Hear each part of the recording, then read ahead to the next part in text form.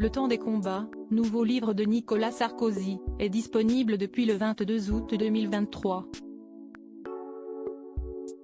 Dans cet ouvrage, l'ancien président de la République plonge le lecteur dans ses années à l'Élysée, mais partage également de nombreuses anecdotes impliquant son épouse Carla Bruni. Le 27 avril 2009, près de 2 ans après son arrivée à l'Élysée, Nicolas Sarkozy a été invité par Juan Carlos, alors roi d'Espagne, à partager un grand dîner d'État au Palais Royal situé à Madrid. Un événement mondain auquel le chef de l'État français de l'époque ne s'est pas rendu seul mais accompagné de son épouse, la première dame Carla Bruni Sarkozy. Une grande soirée sur laquelle Nicolas Sarkozy revient dans son nouveau livre Le temps des combats, disponible depuis hier aux éditions Fayard. L'ancien président de la République se souvient de ce dîner d'État au cours duquel son épouse a fait très forte impression. Il est vrai que Carla fut une première dame qui donna une image mondiale de l'élégance et de l'intelligence française. J'étais heureux de ce succès tellement mérité. Comme désormais elle paraissait lointaine et dérisoire les critiques à propos de notre mariage, écrit-il dans Le temps des combats. Carla Bruni Sarkozy était particulièrement scrutée et toute la presse espagnole avait fait de cette apparition officielle un match entre la chanteuse et mannequin et Letizia d'Espagne, alors encore princesse. Carla Bruni avait brillé par son élégance dans une longue robe sombre aux larges bretelles et qui avait laissé son dos dénudé.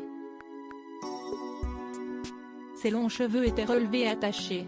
À l'issue de ce dîner grandiose qui a duré très tard, le couple présidentiel français a regagné le palais qui leur avait été affecté, tout comme à la délégation française, une ancienne demeure du général Franco. Mais sur le chemin du retour, Nicolas Sarkozy et son épouse se sont retrouvés dans une situation pour le moins embarrassante. Un souvenir que l'ancien président raconte dans son nouveau livre. Il y eut une scène cocasse quand nous regagnâmes notre lieu de résidence dans la voiture blindée qui nous emmenait à très vive allure à travers les rues de Madrid, débute Nicolas Sarkozy. Carla avait une robe qui lui serrait douloureusement l'épaule et la faisait souffrir jusqu'à la blesser. Elle avait mal et ne pouvait plus. Elle me demanda, à peine étions-nous dans le petit habitacle de notre véhicule, de dégrafer en urgence le haut de sa robe. Au petit soin pour son épouse, celui qui était alors président et était lui-même étriqué dans son costume s'exécuta, enfin essaya. Pour des raisons de sécurité, le convoi roulait à près de 100 km/h. Nous étions ballottés d'un coin à l'autre de la voiture, c'était très inconfortable. Les 2 policiers espagnols à l'avant du véhicule ne se retournèrent pas, par pudeur, alors que j'étais en train d'essayer d'enlever cette fichue agrafe. Je finis, par pure maladresse, par la déchirer, continue de raconter Nicolas Sarkozy. Un imprévu qui fit bien rire le plus haut représentant de la France et son épouse. Nous explosâmes alors de rire à l'idée que l'on puisse nous voir dans cette piteuse situation, Carla avec sa robe en partie dégrafée et moi avec mon nœud papillon qui s'était décroché durant la délicate opération avec en prime le bouton de mon col de chemise qui avait volé en éclats.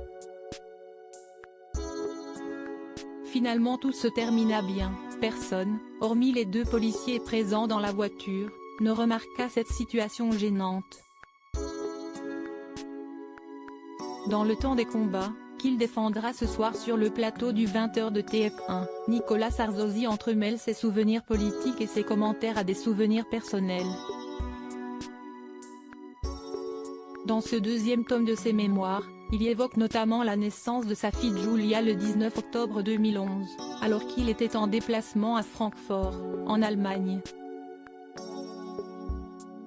Heureux d'avoir enfin une fille, il a 3 grands garçons, Jean, Pierre et Louis. Nicolas Sarkozy avait trouvé avec son épouse un prénom en cas de nouveau garçon, Lorenzo.